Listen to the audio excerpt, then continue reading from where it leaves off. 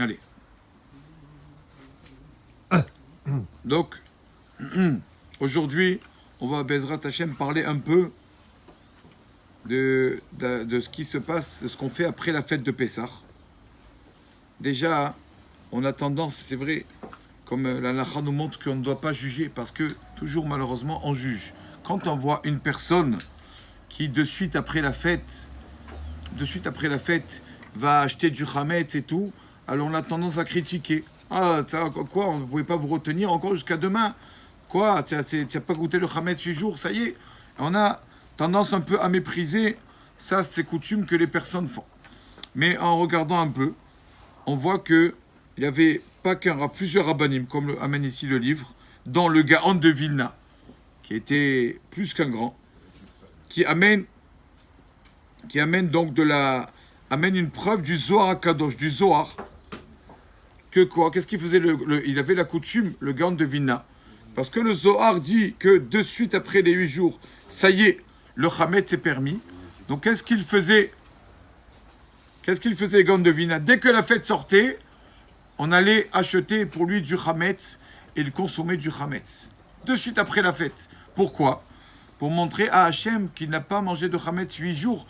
Pas parce qu'il aime la matzah ou pas parce qu'il fait le régime. Il a fait que parce que Hachem lui a demandé. Hachem a dit, arrête-toi, c'est bon, c'est fini avec la matzah, tu n'as plus besoin de manger de la matzah, donc de suite je mange du chametz. Pour montrer à Hachem qu'on fait les choses que pour lui, les mitzvot que pour lui. Et comme ça, il faisait les Gaon de Vilna. Donc on ne fait pas mépriser ceux qui mangent de suite du chametz à la sortie de Pessah. Bien sûr, on a acheté, on va dire, il faut savoir où acheter le chametz, on va en parler de suite. Quelqu'un qui fait ça, il montre à Hachem qu'il fait ça pour lui. Voilà. Moi, Pessah est fini, ça y est, Hachem m'a dit jusqu'à la fin de sortie de Pessah, maintenant je commence à manger du chametz. C'est pour ça que de là vient la coutume de suite aller acheter. Alors, il faut savoir aussi une halakha, on sait que le chametz, c'est un peu particulier par rapport aux autres interdits que la Torah nous a demandé. D'accord? Il y a des choses qu'on peut profiter, il y a des choses qu'on ne peut pas profiter de ces interdits. Il y a des choses que la Torah nous a dit, pas que manger c'est problématique, mais en profiter. Une de ces choses-là, c'est le chametz qui était en possession d'un juif pendant la fête de Pessah. Un chametz qui était en possession d'un juif pendant la fête de Pessah. Et ce juif n'a pas vendu à ce chametz. On ne peut pas en profiter, nous, après la fête de Pessah. On ne peut pas du tout en profiter. Aucun cas de figure. Donc, souvent, on sait qu'il y a des supermarchés, par exemple, qui appartiennent à des juifs, tout ça ou quoi, et qui n'ont pas vendu, parce qu'on voit que le magasin est encore ouvert, tout le monde va acheter là-bas pendant la fête.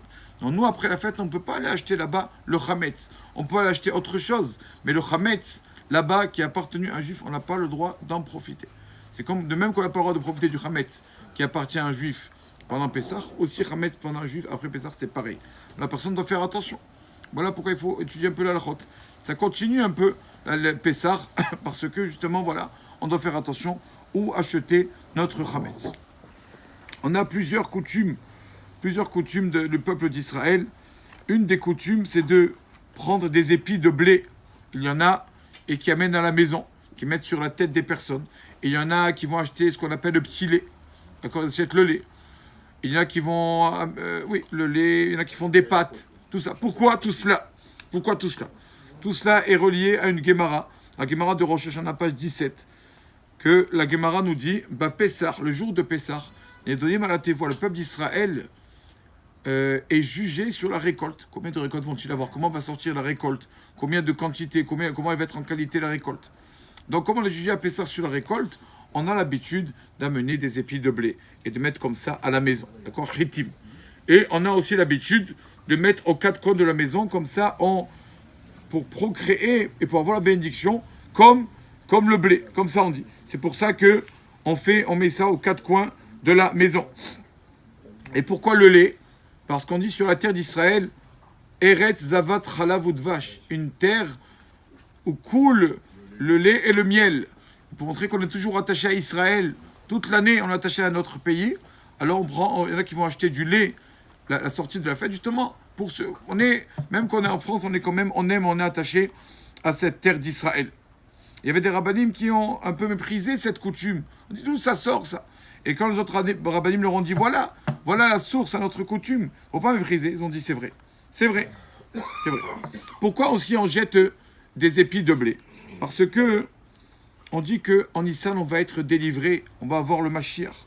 Et peut-être qu'une personne, à force, 5 mois de Nissan, va dire attends, on est déjà fin du mois de Nissan, on n'a ni Géoula, ni Mashiach, ni rien du tout.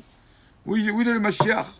Pour montrer à Hachem qu'on croit encore, alors on prend des herbes. Pourquoi des herbes?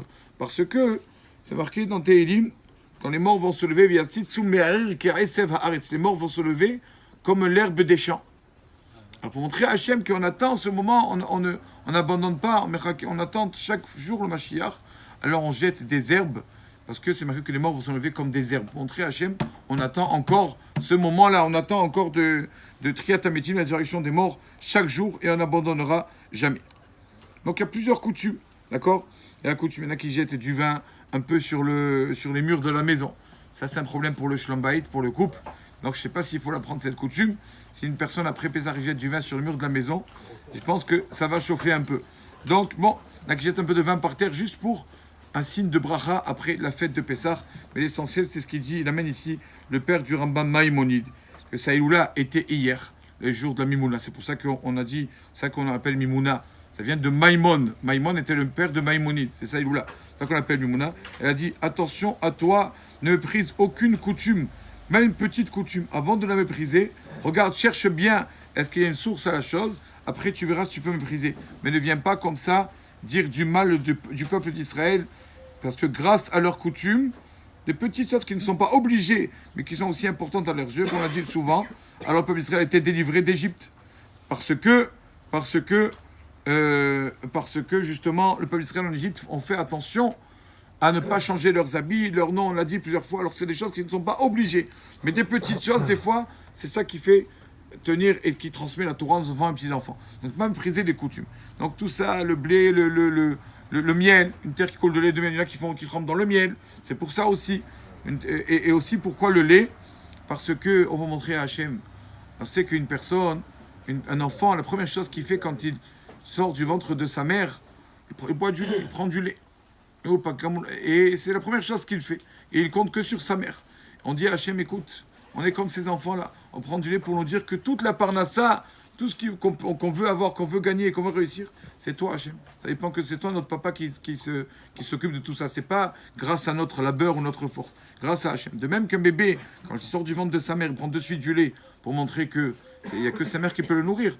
Pareil, nous aussi, on n'a que l'habitude d'acheter du lait, de boire du lait à sortir de Pessah pour dire à Hachem, voilà, c'est le temps de la récolte. Tout dépend de toi, Kadosh Baruch Hu. On est comme un bébé qui prend du sein de sa mère. On prend de toi, Kadosh Baruch Hu, toi qui nous donnes la parnassa. Voilà pourquoi toutes ces coutumes. Baruch Adonai Le'olam.